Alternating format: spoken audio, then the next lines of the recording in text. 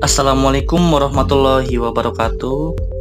Halo semuanya, kami dari kelompok 7 dari mata kuliah Pancasila dan Kewarganegaraan akan menjelaskan tentang apa itu wawasan Nusantara. Dengan saya, pemateri pertama yaitu Ahmad Bukhari Fawaid yang akan menjelaskan apa itu wawasan Nusantara. Halo, saya Saida sebagai pemateri kedua yang akan menjelaskan tentang alasan dan sumber wawasan Nusantara. Halo, saya Dina Sasoba sebagai pemateri ketiga akan menjelaskan tentang dinamika dan tantangan wawasan Nusantara.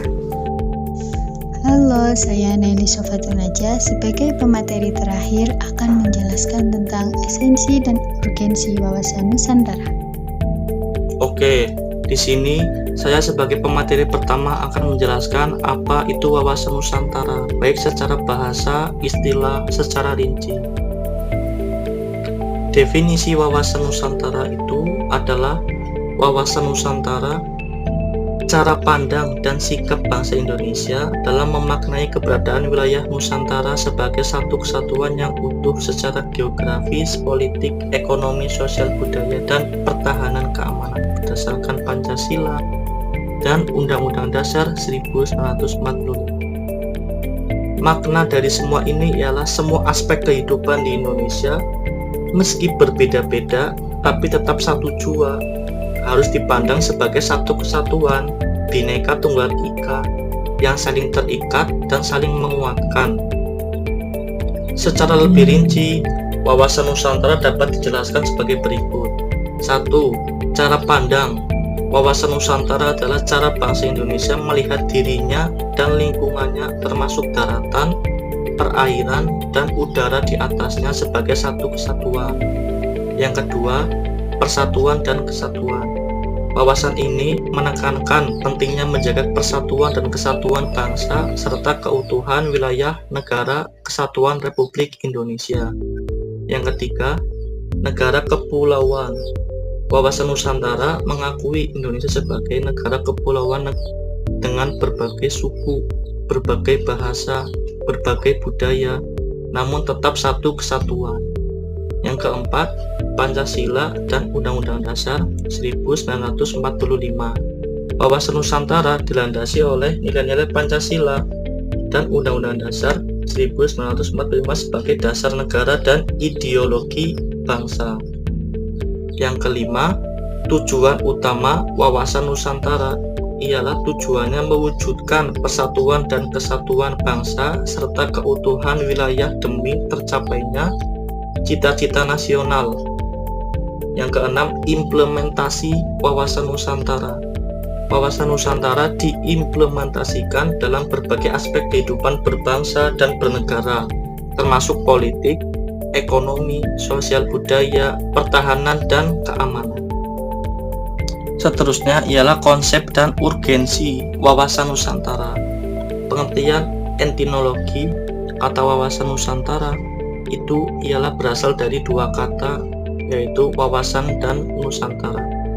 Wawasan dari kata wawas bahasa Jawa yang artinya pandangan sementara, sedangkan kata Nusantara sendiri secara historis bermula dari Sumpah Pemuda dari Patih Gajah Mada yang diucapkan dalam upacara pengangkatan sebagai Raja Majapahit tahun 1336 Masehi. Pengertian terminologisnya ialah pengertian yang dihubungkan dengan konteks istilah tersebut dikemukakan untuk membangun semangat kebangsaan dan cinta tanah air. Meskipun tampak bahwa wilayah Indonesia itu terdiri dari banyak pulau dengan lautan yang luas, kita memandang wilayah Indonesia itu tetap merupakan suatu kesatuan sebagai satu wilayah. Jadi konsep wawasan Nusantara itu kesatuan, persatuan, keselarasan, keutuhan, cita-cita nasional. Oke, selanjutnya ada beberapa alasan yang terdapat pada wawasan Nusantara, mencakup 3 poin, yaitu poin yang pertama, wawasan Nusantara sebagai pembangunan atau dasar pembangunan nasional, di mana negara memahami bahwa pembangunan harus dilakukan secara menyeluruh dan merata, mencakup kesatuan politik, ekonomi, sosial, dan pertahanan keamanan di seluruh wilayah Indonesia. Yang kedua, wawasan Nusantara sebagai pertahanan dan keamanan negara, di mana negara Indonesia adalah satu kesatuan geopolitis yang harus dijaga bersama, sehingga warga negara memiliki rasa tanggung jawab dalam menjaga keutuhan dan keamanan bangsa kita. Dan poin yang ketiga yaitu wawasan Nusantara sebagai panduan kewilayahan. Di sini memberikan pemahaman tentang batas wilayah Indonesia secara geografis dan hukum, agar masyarakat tidak mudah terprovokasi dalam konflik wilayah dengan negara tetangga. Dengan memahami wawasan Nusantara tersebut melalui pendidikan kewarganegaraan, diharapkan masyarakat memiliki sikap nasionalisme dan tanggung jawab terhadap negara yang sangat besar. Nah, selanjutnya ada beberapa sumber wawasan Nusantara, yaitu terdapat 3 poin sama, yaitu terdapat sumber historis, sumber sosiologis, dan sumber politis. Baiklah, saya akan menjelaskan satu persatu apa itu sumber historis, apa itu sumber sosiologis, dan apa itu sumber politis. Yang pertama ada sumber historis. Wawasan Nusantara berawal dari Deklarasi Juanda yang dilaksanakan pada tanggal 13 Desember 1957, di mana di situ diperdanai oleh Menteri Insinyur Haji Juanda yang menyatakan bahwa seluruh wilayah laut di antara dan sekitar pulau-pulau Indonesia adalah bagian dari wilayah kedaulatan satu Indonesia, satu keseluruhan. Nah, yang kedua ada sumber sosiologis. Berdasarkan kondisi sosial budaya Indonesia yang beragam, wawasan Nusantara juga dikembangkan untuk memperkuat persatuan bangsa. Semangat kebangsaan ini juga telah tumbuh sejak kebangkitan nasional pada tahun 1908 dan pada masa Sumpah Pemuda tahun 1928 dan pada masa Proklamasi Kemerdekaan pada tahun 1945. Sebagai upaya menyatukan bangsa yang sebelumnya terpecah-pecah loh. Nah, yang ketiga ini ada sumber politis, yaitu wawasan Nusantara juga lahir dari kepentingan politik nasional, yaitu mencakup tujuan, visi, dan cita-cita bangsa kita, bangsa Indonesia. Gagasan ini kemudian juga dirumuskan dalam singkatan GBHN. Apa itu GBHN? Yaitu garis-garis besar haluan negara, sebagai bagian dari kebijakan pembangunan dan pertahanan negara. Dengan memahami ketiga sumber ini, kita dapat melihat nih bahwa wawasan Nusantara merupakan konsep yang lahir dari sejarah, budaya, dan kebutuhan politik untuk menjaga keutuhan dan kedaulatan bangsa kita, yaitu bangsa Indonesia. Oke, yang selanjutnya ada dinamika dan tantangan wawasan Nusantara. Di dalam dinamika dan tantangan wawasan Nusantara terdapat 3 hal. Yang pertama, pemberdayaan masyarakat. Pemberdayaan masyarakat dalam arti peran dalam bentuk kegiatan masyarakat dan partisipasi dalam mencapai tujuan nasional hanya dapat dilakukan oleh negara-negara industri dengan perencanaan yang luas. Sedangkan negara-negara berkembang dengan perencanaan yang luas karena terbatasnya kualitas. Kondisi nasional ataupun bangunan yang tidak merata menyebabkan keterbelakangan yang membahayakan integritas. Penguatan masyarakat sangat dibutuhkan di daerah tertinggal. Untuk memperkuat, masyarakat dapat berperan dan berpartisipasi aktif dalam pembangunan di semua aspek kehidupan. Yang kedua, dunia tanpa batas. Di dalam dunia tanpa batas sendiri, terdapat 2 hal. Yang pertama, perkembangan iptek. Perkembangan global saat ini sangat maju dan cepat, didukung oleh perkembangan iptek, terutama di bidang teknologi informasi, komunikasi, dan transformasi. Keadaan seperti itu memengaruhi kehidupan semua aspek kehidupan sosial, nasional, dan negara, yang dapat memengaruhi pola pikir, sikap, dan perilaku semua orang Indonesia dalam aspek kehidupan mereka. Yang kedua ada Kenichi Omae. Kenichi Omae di dalam bukunya Borderless World dan The End of Nation State berpendapat bahwa dalam perkembangan masyarakat global, geografi nasional dan batas-batas politik masih relatif konstan. Untuk mengatasi kekuatan global suatu negara, peran pemerintah pusat harus dikurangi dan peran pemerintah daerah dan masyarakat diperkuat. Perkembangan iptek dan perkembangan masyarakat global yang terhubung dengan dunia tanpa batas dapat menjadi tantangan bagi wawasan Nusantara, karena perkembangan ini memengaruhi penduduk Indonesia dalam pemikiran, sikap, dan pola perilaku mereka. Yang ketiga adalah era baru kapitalisme. Di dalam era baru kapitalisme sendiri, terdapat 3 hal. Yang pertama, Sloan and Zureker.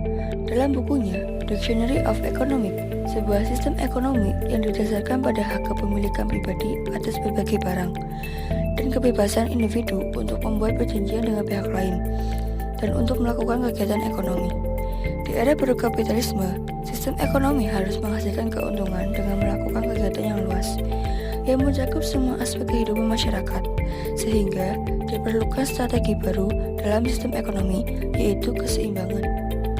Selanjutnya ada Lester Thurow. Dalam bukunya The Future of Capitalism menekankan bahwa bertahan hidup di era baru kapitalisme membutuhkan strategi baru yang mencari keseimbangan antara pemahaman individu dan pemahaman sosialis. Bersamaan dengan era baru kapitalisme yang tidak dapat dimulai secara terpisah dari globalisasi, negara-negara kapitalis, yaitu negara-negara industri, untuk mempertahankan mata pencarian mereka secara ekonomi, menekankan negara-negara berkembang dengan masalah global seperti demokratisasi, HAM, dan lingkungan hidup. Selanjutnya ada kesadaran warga negara. Dalam kesadaran warga negara terdapat 2 hal. Yang pertama, pandangan bangsa Indonesia tentang hak dan kewajiban. Bangsa Indonesia melihat bahwa hal terkait erat dengan kewajiban. Itulah sebabnya orang Indonesia memiliki posisi, hak, dan kewajiban yang sama sebagai warga negara. Hak dan kewajiban dapat dibedakan tetapi tidak dapat dipisahkan, karena merupakan satu kesatuan dari semua hak yang mengandung kewajiban dan sebaliknya. Keduanya merupakan 2 sisi dari mata uang yang sama. Yang kedua adalah kesadaran bela negara. Pada saat penaklukan dan pertahanan kemerdekaan Indonesia dengan kesadaran optimal tentang pertahanan negara, di mana semua orang telah berjuang bersama tanpa terikat oleh kondisi dan tidak mengetahui dalam semangat dedikasi kepahlawanan dan patriotisme ditunjukkan. Menyelesaikan perjuangan kemerdekaan adalah perjuangan non-fisik yang mencakup semua aspek kehidupan. Dalam perjuangan non-fisik, pertahanan negara yang sesungguhnya telah menurun secara signifikan dibandingkan dengan perjuangan fisik. Ini dibuktikan dengan kurangnya rasa persatuan dan kesatuan nasional, bahwa ada beberapa daerah yang ingin memisahkan dari NKRI, yang mengarah ke integrasi nasional. Oke, yang selanjutnya ada esensi dan urgensi wawasan Nusantara. Kesatuan atau keutuhan wilayah dan persatuan bangsa mencakup di dalamnya pandangan akan satu kesatuan politik, ekonomi, sosial budaya, dan pertahanan keamanan. Wawasan Nusantara merupakan perwujudan dari sila ketiga Pancasila, yakni Persatuan Indonesia. Wawasan Nusantara sendiri sangat penting berfungsi sebagai panduan dan pedoman dasar bagi penyelenggara kehidupan yang memberikan motivasi dorongan untuk mencapai tujuan, juga melandasi perjuangan bangsa Indonesia untuk bersatu dalam mencapai tujuan nasional secara utuh, menyeluruh, dan terpadu. Maka, untuk menjamin agar kesatuan Indonesia selalu terpelihara, bangsa Indonesia melahirkan wawasan Nusantara. Pandangan itu adalah satu konsepsi geopolitik dan geostrategi yang menyatakan bahwa Kepulauan Nusantara yang meliputi seluruh wilayah daratan, lautan, dan ruang angkasa di atasnya, beserta seluruh penduduknya, adalah satu kesatuan politik, ekonomi, sosial budaya, dan pertahanan keamanan.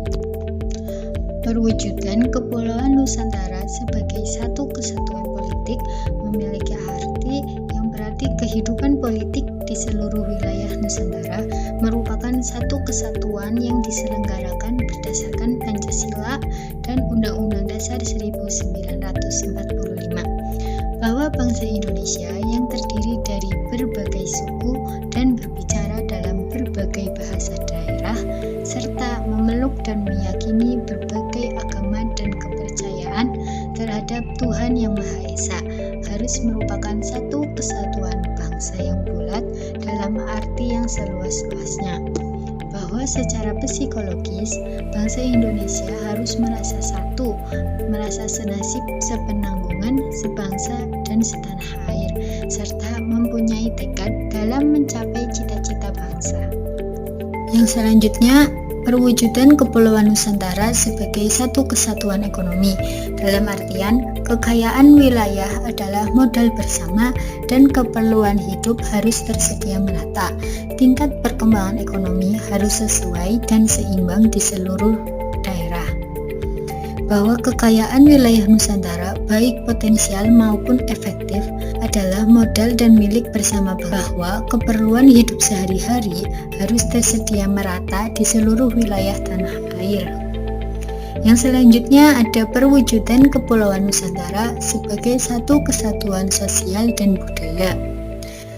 Masyarakat Indonesia adalah satu dengan kehidupan bangsa yang serasi. Budaya Indonesia pada hakikatnya adalah satu dengan keragaman sebagai kekayaannya. Ya, dalam artian bahwa masyarakat Indonesia ini adalah satu peri kehidupan bangsa harus merupakan kehidupan bangsa yang serasi dengan terdapatnya tingkat kemajuan masyarakat yang sama, merata dan seimbang, serta adanya keselarasan kehidupan yang sesuai dengan tingkat kemajuan bangsa. Selanjutnya, perwujudan Kepulauan Nusantara sebagai satu kesatuan pertahanan keamanan. Ancaman terhadap satu daerah merupakan ancaman terhadap seluruh bangsa. Setiap warga negara memiliki hak dan kewajiban yang sama dalam pembelaan negara. Dalam artian bahwa ancaman terhadap satu pulau atau satu daerah pada hakikatnya merupakan ancaman terhadap seluruh bangsa dan negara.